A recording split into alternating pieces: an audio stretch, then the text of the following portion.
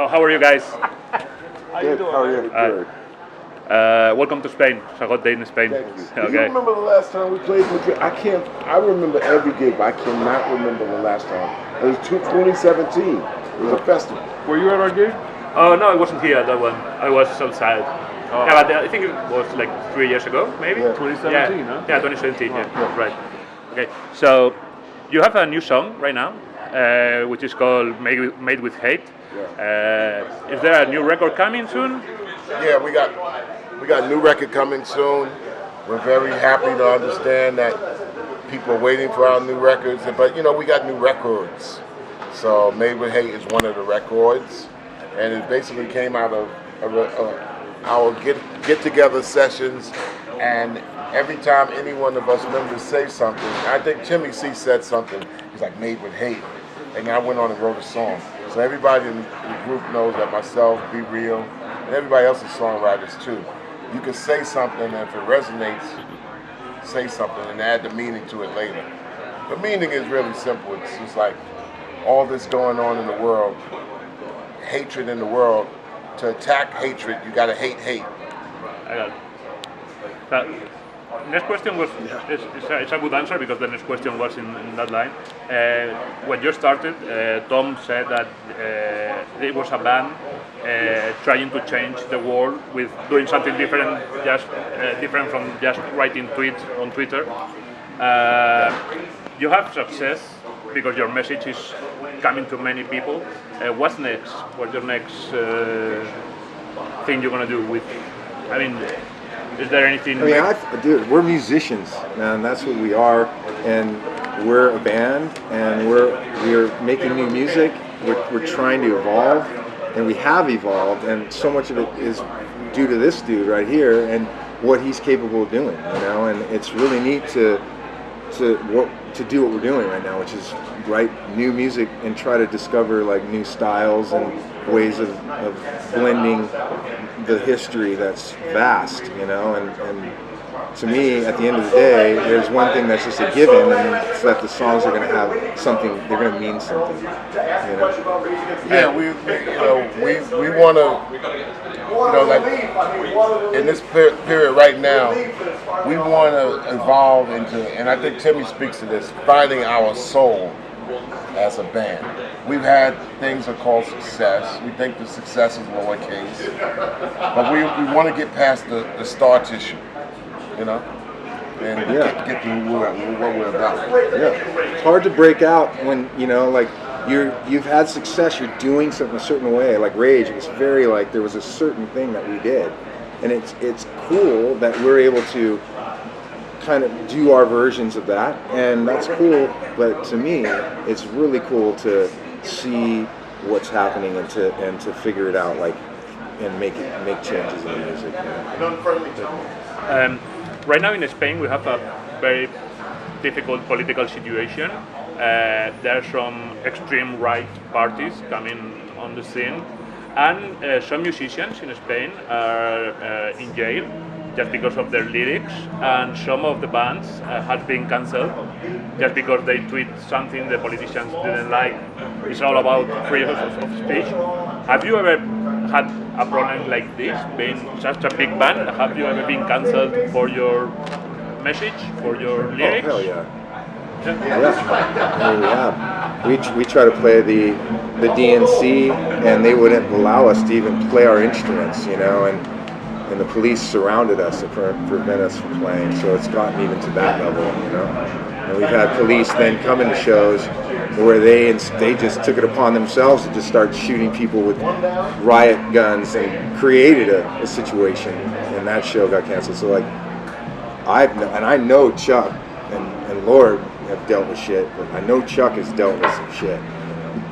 Yeah, the media. The fact is, when the media are also politicians, which is also the government, it's all the same blanket that's going to try to stop you from doing anything. And so that's what they're going through in this country, is that the media and entertainment and politicians, they're all the same.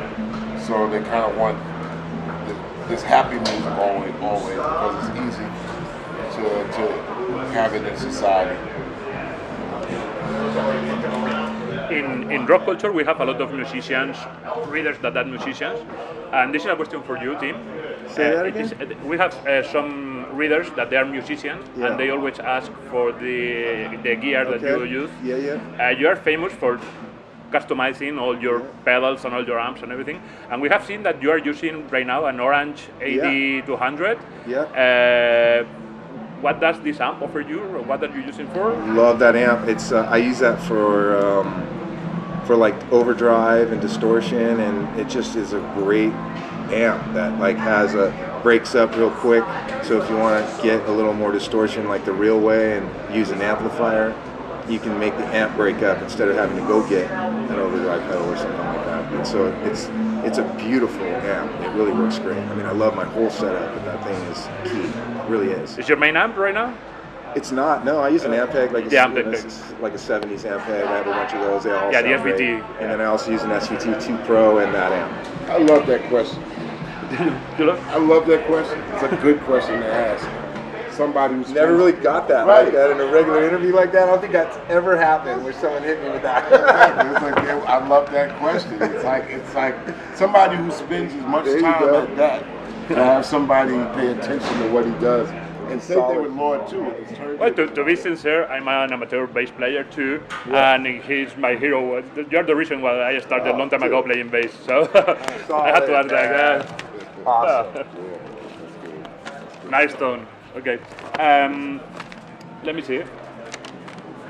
In rock culture, which is our website, we are trying to give the voice for those bands that are starting, and the way we do that is mixing top bands like you and all the other guys in the same place with beginner bands, because I think right now the situation is very complicated for them. It's very hard.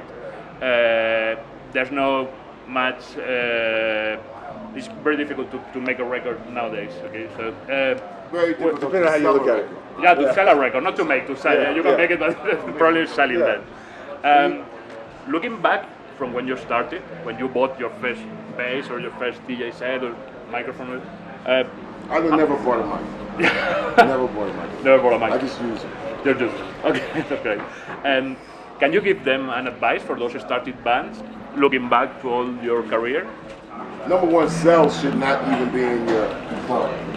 You should be create to make, and then somebody else present the other letters in the word sell, because that's a whole nother business there. Sell. I got to come in to sell like this.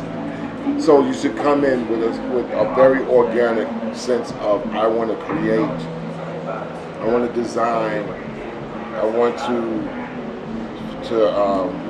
come up with something, invent. Those are good terms to stay with if you're a musician, because your creation will never let you down as long as you don't bring.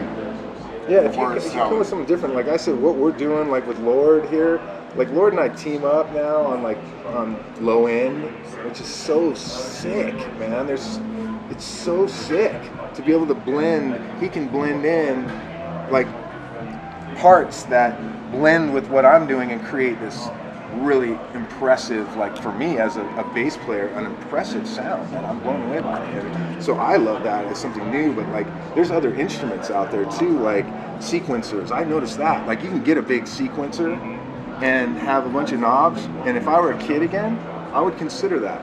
I would consider mastering that and going, this is my instrument. It's just a bunch of knobs on the sequencer. I'm going to mute and change things and create this flow and do this. And those things are incredible, man. They make music by just, I'm going to delete these, and these patterns happen that you maybe would have never thought of. And it's an amazing instrument. So there's awesome shit going on. I mean, I feel like if you're willing to play, music, then you have no excuse to make music and go out and play it.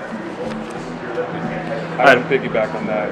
Make music, don't worry about the money, create, and master your craft. Practice. Okay, the last question is just to know a little bit more about you, and we asked this to most of the musicians in the interview. If you could go back in time to a concert in history of music, which one should that concert be? where would you history go? of music of Yeah, all it can time? be yours or other bands in history of music. Well, you got to ask all these guys because I'm curious as hell where they're at with it, you know. Because I'm Bob like, Marley. Who? Bob Marley. Bob Marley. I got to go with Coltrane, man. The Coltrane Quartet, you know. McCoy Tyner and Elvin Jones, Coltrane. I'm going to go back to the first concert I attended with my own money.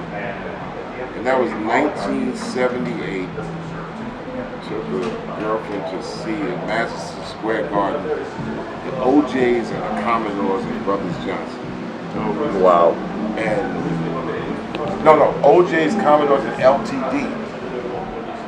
And I was just amazed at the musicianship, the songs. And they were all big bands too, big bands, except for the OJs. The OJs were just, league of their own as far as vocalists and how they do it. It was straight R&B. Madison Square Garden, 20,000 people. You don't see that with R&B crowds in the last 25 years. That was something. I never thought I would get in the music business. I was like 18 years old, but that struck me. It was something. It's a good day. Well, thank you very much, guys. Enjoy your stay in Spain, and thank you for the interview again. All right.